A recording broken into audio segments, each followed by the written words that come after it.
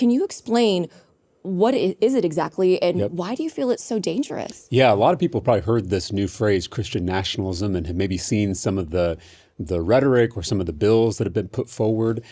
Bills like the one that would force every teacher in Texas to post the Ten Commandments in their classroom.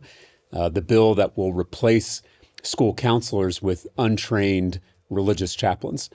The bill that is defunding public schools to use public money to subsidize private Christian schools. These are all part of a movement called Christian nationalism. And so you ask, what is that? I think there's lots of different ways to define it. The way I define it is the worship of power, economic power, social power, political power in the name of Christ.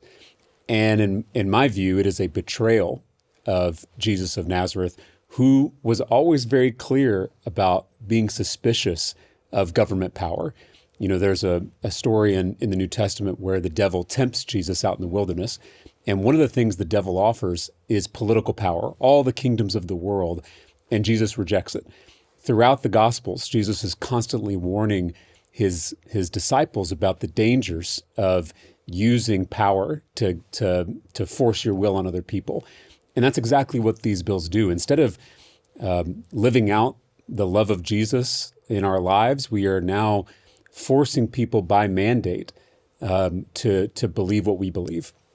Instead of leading by example, we're leading by force.